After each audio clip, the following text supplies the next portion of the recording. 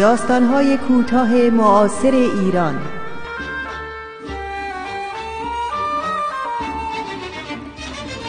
تنظیم و اجرا فرح ربیعی.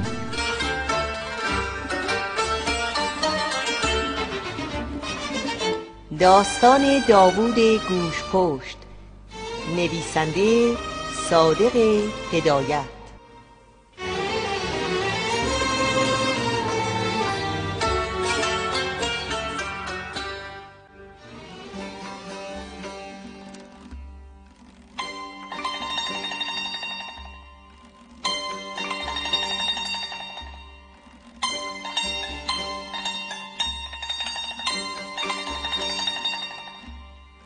نه، هرگز من دنبال این کار نخواهم رفت.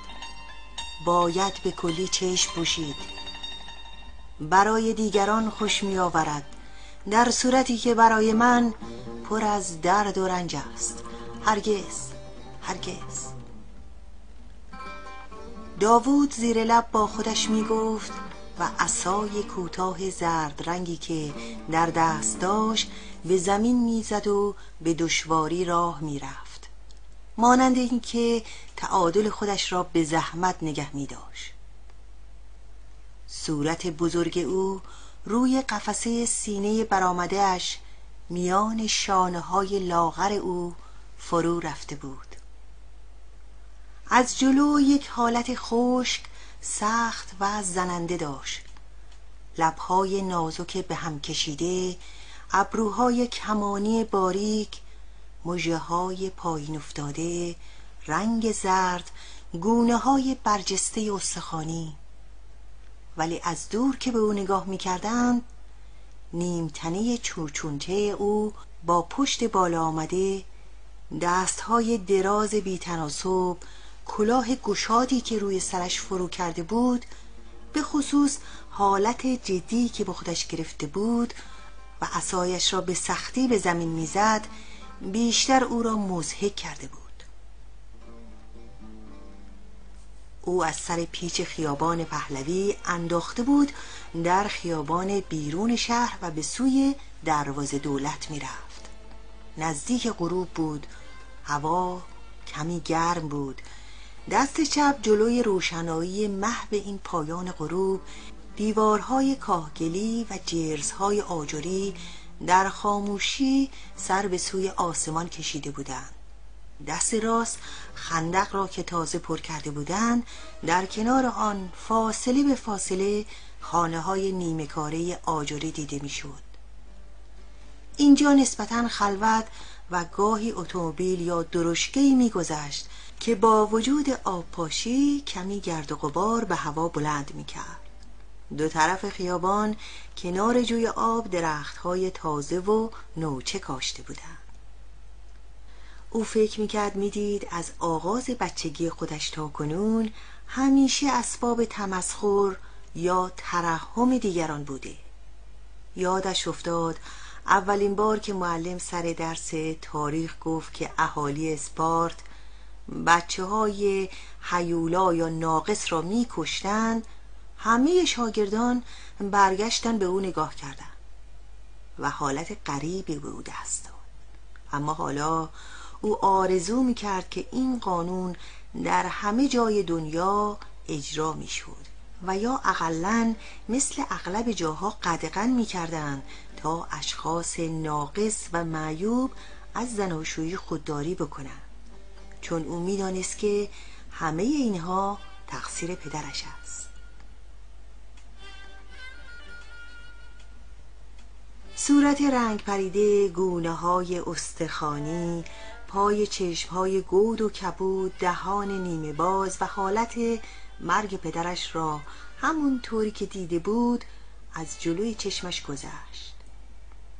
پدر کوفت کشیده پیر که زن جوان گرفته بود و همه بچه‌های او کور و افلیج به دنیا آمده بودند. یکی از برادرهایش که زنده مانده، او هم لال و احمق بود تا اینکه 2 سال پیش مرد. با خودش می گفت شاید آنها خوشبخت بودند.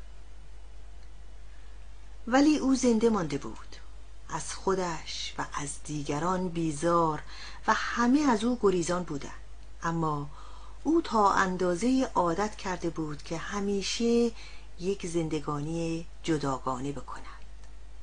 از بچگی در مدرسه از ورزش، شوخی، دویدن، توپ بازی، جفتک چارکش، گرگم به هوا و همه چیزهایی که اسباب خوشبختی همسالهای او را فراهم می آورد بی بهره مانده بود. در هنگام بازی کز می کرد، گوشه حیاط مدرسه کتاب را می گرفت جلوی صورتش و از پشت آن دزدکی بچه ها را تماشا می کرد. ولی یک وقت هم جداً کار می کرد و می خواست اقلاً از راه تحصیل بر دیگران برتری پیدا بکند. روز و شب کار می کرد، آن هم برای اینکه از روی حل مسئله ریاضی و تکلیف‌های او رونویسی بکند. اما خودش می دانست که دوستی آنها ساختگی و برای استفاده بوده، در صورتی که می دید حسن خان که زیبا، خوشندام و لباسهای خوب می پوشید، بیشتر شاگردها کوشش می کردن با او دوست بشوند. تنها 2-3 نفر ملاحظه و توجه ظاهر می ساختن، آن هم نه از برای کار او بود بلکه بیشتر از راه ترحم بود. چنانچه بعد هم با همه جان کندنها و سختیها نتوانست کارش را به انجام برساند. اکنون تهیدست مانده بود، همه از او گریزان بودند. رفقا آرشان می آمد با او راه بروند. زنها به او می گفتند قوزی رو ببین. این بیشتر او را از جا در می کرد. چند سال پیش 2 بار خواستگاری کرده بود.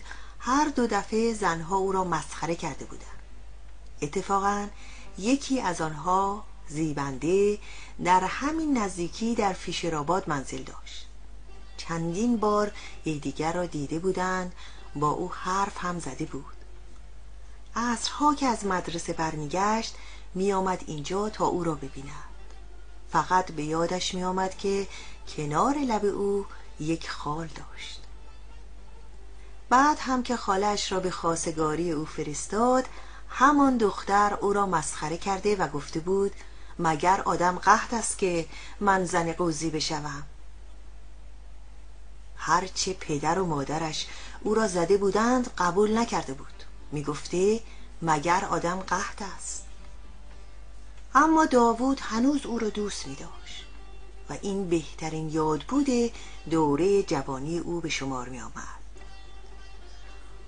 حالا هم دانسته یا ندانسته بیشتر گذارش به اینجا می افتاد و یادگارهای گذشته دوباره پیش چشم او تازه می شد.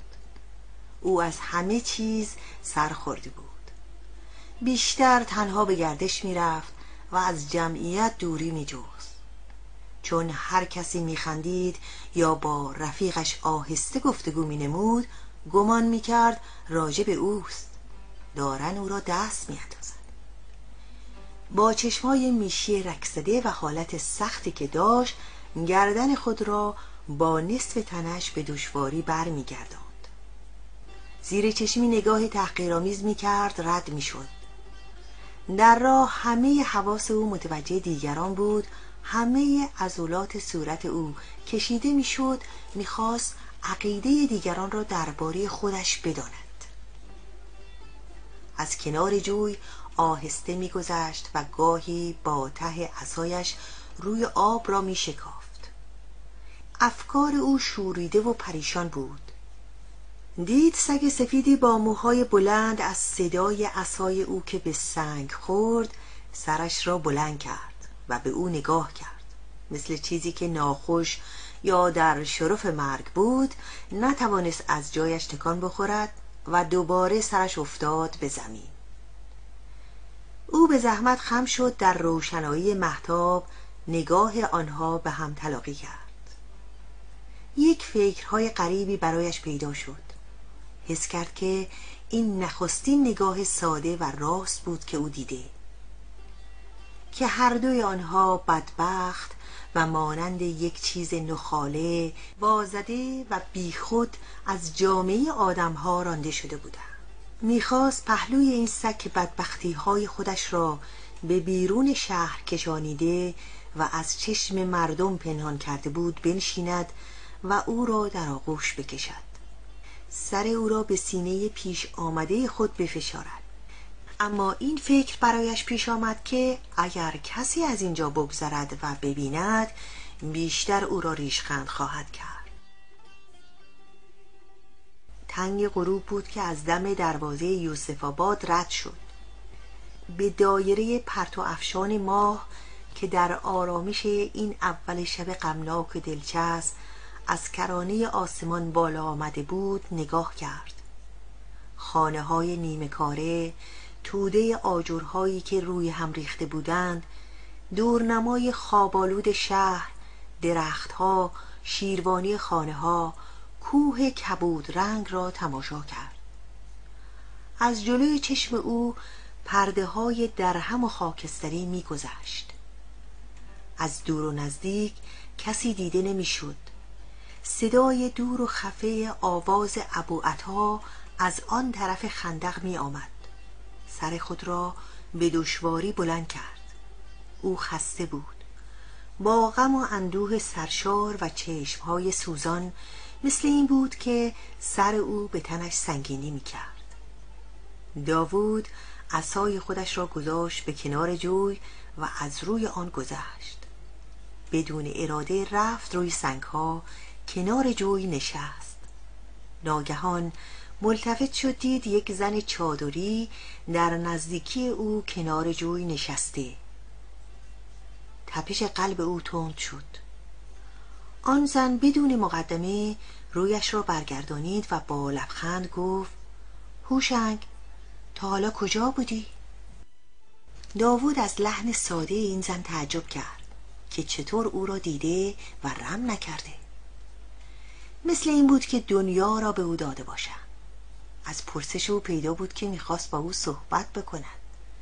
اما این وقت شب در اینجا چه میکند؟ آیا نجیب است؟ بلکه عاشق باشد. به هر حال هم صحبت گیر آوردم، شاید به من دلداری بدهد. مانند که اختیار زبان خودش را نداشته باشد گفت: خانوم، شما تنها هستین؟ من هم تنها هستم، همیشه تنها هستم، همه عمرم تنها بودم.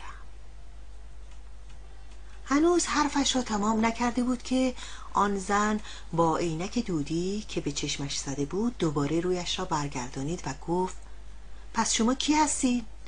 من به خیالم هوشنگ است. او هر وقت می آید می خواهد با من شوخی بکند.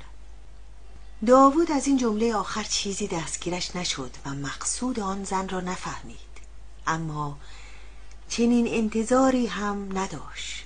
مدتها بود که هیچ زنی با او حرف نزده بود. دید این زن خوشگل است. عرق سرد از تنش سرازیر شده بود. به زحمت گفت: خانوم، من هوشنگ نیستم، اسم من داوود است. آن زن لبخند زد و جواب داد: من که شما رو نمی بینم، چشمهایم درد میکنه. آهان، داوود قوز؟ لب را گزید. میدیدم که صدا به گوشم آشنا می آید. من هم زیبنده هستم، مرا میشناسی؟ زلف ترنا کرده او که روی نیمرخش را پوشانیده بود تکان خورده. داوود خال سیاه گوشه لب او را دید که از سینه تا گلوی او تیر کشید. دانه های عرق روی پیشانی او سرازیر شد. دور خودش را نگاه کرد. کسی نبود. صدای آواز ابوعطا نزدیک شده بود. قلبش میزد، به اندازه‌ای تند میزد که نفسش پس میرفت بدون اینکه چیزی بگوید. سر تا پا لرزان از جا بلند شد. بغض بیخ گلوی او را گرفته بود. عصای خودش را برداشت، با گام‌های سنگین افتان و خیزان از همان راهی که آمده بود برگشت و با صدای خراشیده زیر لب با خودش میگفت: این زیبنده بود، این زیبنده بود، مرا نمیدید. شاید هوشنگ نامزدش یا شوهرش بوده، کی می‌داند؟ نه، هرگز. باید به کلی چشم پوشید. نه، من دیگر نمیتوانم. خودش را کشانی تا پهلوی همان سگی که در راه دیده بود. نشست و سر او را روی سینه پیش آمده خودش فشار داد. اما آن سگ مرده بود.